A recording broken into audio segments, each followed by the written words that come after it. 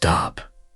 Right now, before you consume one more word, recognize what is happening. There is an assumption occurring, silent and unexamined, that there is someone here who will gain something from this knowledge. There is a belief that you, whoever you think you are, will acquire understanding and become enlightened. This is the fundamental illusion that must collapse before anything true can be recognized. You are not who you think you are. The person you believe yourself to be is nothing more than a collection of memories playing on a loop, a narrative constructed from fragments of the past, projected onto this present moment. This character you call yourself, with its history and its future, its hopes and its fears, exists only as a thought appearing now. When you search for this one who is supposedly reading these words, when you turn attention back to find the entity behind the eyes, what do you actually discover? You find thoughts about a person. You find sensations in a body. You find the raw fact of awareness itself. But the separate individual you assume yourself to be cannot be found anywhere except as another appearance within consciousness. The search for enlightenment, the spiritual journey, the path to awakening, all of it presupposes a seeker who is not yet what they should be. The entire structure of becoming rests on the fiction that you are a limited person who must transform into something else. Yet this seeker is itself the very obstacle to recognizing what is already the case. The one who seeks is a ghost chasing its own shadow, and every effort to grasp truth only reinforces the illusion of separation. Nisargadatta, Maharaj spoke with brutal precision when he said that you are not what you take yourself to be. The question is not how to become awakened, but rather who is it that believes themselves to be asleep. There is no separation between the observer and the observed. This is not a philosophical position to adopt or a belief to hold. This is the direct recognition of what is occurring right now. When you see a tree, where is the boundary between seeing and the tree? The experience is seamless, without division. The tree appears within seeing, and seeing appears within consciousness. And consciousness is not separate from what you are.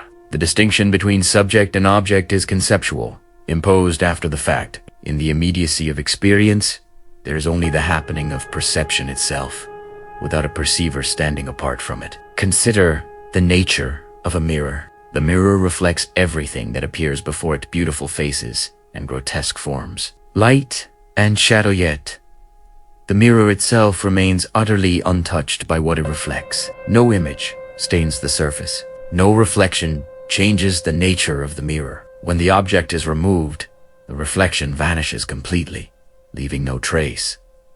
You are like this mirror. Consciousness is the reflecting surface upon which the entire universe appears. Thoughts arise and dissolve. Emotions flood and recede. Bodies are born and die. The entire drama of existence plays out as content within awareness. Yet awareness itself is never modified by its content. The screen remains pure, whether the movie is tragedy or comedy. But even this metaphor creates a subtle duality, suggesting that you are the mirror and the world is separate from you. The truth is more intimate than this. You are not simply the witness of experience. You are the very substance of all that appears. The ocean is not separate from its waves. Each wave is nothing but ocean, temporarily assuming a form. In the same way, every object, every thought, every sensation is nothing but consciousness, taking shape. The apparent multiplicity of things is like the sun reflecting in 10,000 dewdrops. The reflections appear distinct, but there is only one light. What you are is not a separate awareness viewing objects. What you are is the singular reality expressing itself as the totality of what is. This recognition does not require time. It is not the result of practice or accumulation. The now is atemporal, outside the structure of before and after. The mind projects time, creating a past that is remembered and a future that is anticipated. But both exist only as present thoughts. The living reality is always this immediacy, this nakedness of being that cannot be grasped because it is what is doing the grasping. When you search for this moment, you are already too late. The searching happens within it. When you try to be present, you create a subtle division between what you are and what you think you should be.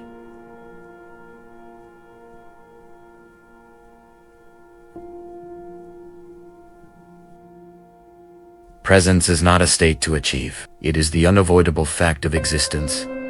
You cannot not be here now. Even the thought of being elsewhere appears here. The mind recoils from this simplicity. It searches for complexity, for practices and techniques, for stages of development. The ego wants a journey because the journey validates its existence. If there is a path, then there is a travel. If there is progress, then there is someone making progress. But non-duality points to the collapse of the buscador, the disintegration of the seeking entity itself. What is being pointed to is not an experience you can have. Experience requires an experiencer, and that duality is precisely what is being needed. Consciousness without object. It's what remains when all objectification ceases. When even awareness of awareness dissolves into the simple fact of being. Vacuidade plena. This emptiness, that is simultaneously fullness, the absolute void that is pregnant with all possibility. Not a blank nothingness, but a spaciousness that allows everything to be. You are this space. Not a space with boundaries, contained within something else, but the infinite openness that has no inside or outside. The universe does not happen to you. The universe happens as you. There is no distance between what you are and what appears. The entire manifest world is the dance of your own being, the play of consciousness, exploring itself through the game of apparent separation. This is not a teaching you can understand with the intellect. The mind cannot grasp this because the mind is an object within consciousness, a movement of thought within the vastness of what you are. Every attempt to comprehend reduces the infinite to a concept, packages the alive reality into dead knowledge. Rupert Spira speaks of the knowing of our being, the self-evident awareness that requires no proof because it is the very condition of knowing anything at all. Before thought arises, you are. Before perception occurs, you are. This being that you are is not derived from experience. Experience appears to it. And what remains when all experience has been subtracted? Not absence, not lack, but the fullness of your own existence, self-luminous and obvious. The poetry of Rumi sings of the beloved, the lover, and the love itself, merging into one wine. The apparent three collapse into singular intoxication. There is no one to be awakened because the separation that requires awakening is illusory. The dream character cannot wake from the dream. Only the dreamer can wake. When that happens, the character is recognized as never having existed as a separate entity. You are the dreamer dreaming the world, and the world is your dream. But even this is not quite accurate, because it suggests two things: you and your dream. There is only dreaming. There is only this. The spiritual search is the activity of the false self-seeking to perpetuate itself under the guise of self-improvement. Every practice, every technique, every meditation strengthens the sense that there is someone here who is doing something to get somewhere. And sometimes these practices do serve a function. They exhaust the seeker. They demonstrate the futility of effort. They create conditions where the false structure can collapse. But the collapse itself is not caused by practice. It is grace. It is the sudden recognition that what you sought was never absent. The treasure was buried in your own backyard. You are already that which you seek. Do you see the cosmic joke? The one who is searching is made of the same substance as what is sought. The separate self, looking for unity, is like the eye trying to see itself.